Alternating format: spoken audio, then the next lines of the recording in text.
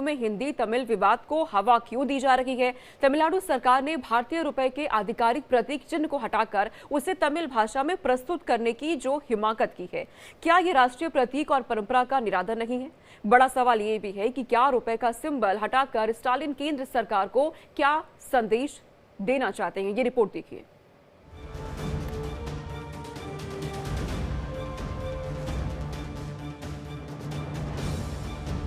नई शिक्षा नीति और ट्रायल लैंग्वेज पॉलिसी को लेकर तमिलनाडु और केंद्र सरकार के बीच विवाद लगातार बढ़ता जा रहा है।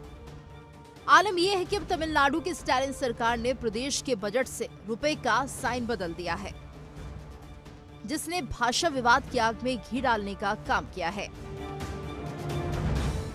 तमिलनाडु के सीएम स्टालिन ने बजट में रुपए के निशान को बदलकर एक तरह से केंद्र सरकार को चुनौती दे दी है। दरअसल बजट दस्तावेज में तमिल में रुबाई का पहला अक्षर इस्तेमाल किया गया है। स्टालिन सरकार में मंत्री ईश्वर खंड्रे की दलील है कि ये केंद्र सरकार की जिम्मेदारी है कि सभी राज्यों को साथ लेकर चले। इसका मतलब ये हुआ कि तमिलनाडु सरकार ने बजट में रुपए के सिंबल को बदलकर एक तरह से केंद्र सरकार को मैसेज देने की कोशिश की है कि फैसले से पहले राज्यों को भरोसे में लेना होगा, चाहे वो राष्ट्रीय शिक्षा नीति में ट्रायल लैंग्वेज का मसला हो या अगले साल होने वाले परिसीमन का। बीजेपी के हाथ एक ऐसा मुद्दा लग गया है जिसके सहारे तमिलनाडु के स्टालिन सरकार को घेरने में जुट गई है। उनको ये पता ही नहीं कि उस सिंबल को एक तमिल छात्र ने ही बना के दिया था भारत सरकार को। उस बच्चे के पिता डीएमके के पदाधिकारी थे, उनको ये बात पता ही नहीं है। आज ये सब कृत्य करके स्टालिन भारत के संविधान, भारत की संप्रभुता, भारत के चिन्हों को चुनौती दे रहे हैं, जो देश के लिए अच्छी बात नहीं है। आपके पॉलिटिकल मतभेद हो सकते हैं स्टालिन साहब हम लोगों से, पर देश के संविधान को आप चुनौती दे रहे हो। केंद्रीय वित्त मंत्री सीतारमन ने स्टालिन सरकार को आड़े हाथों लिया। केंद्रीय वित्त मंत्री ने कहा कि साल 2010 में जब रुपए का सिंबल बना था तब डीएमके ने इसका विरोध क्यों नहीं किया। निर्मला सीतारमन ने कहा कि क्षेत्रीय राजनीति के लिए राष्ट्रीय प्रतीक को बांटना ठीक नहीं है। इस पर तमिलनाडु के मुख्यमंत्री एमके स्टालिन ने कहा कि केंद्रीय वित्त मंत्री ने भी रुपए के सिंबल की जगह तमिल सिंबल का उपयोग किया था, ये कोई बड़ा मुद्दा नहीं है। उन्होंने अपनी सरकार का बचाव करते हुए कहा कि तमिल का विरोध करने वाले इसे बढ़ा चढ़ाकर पेश कर रहे हैं।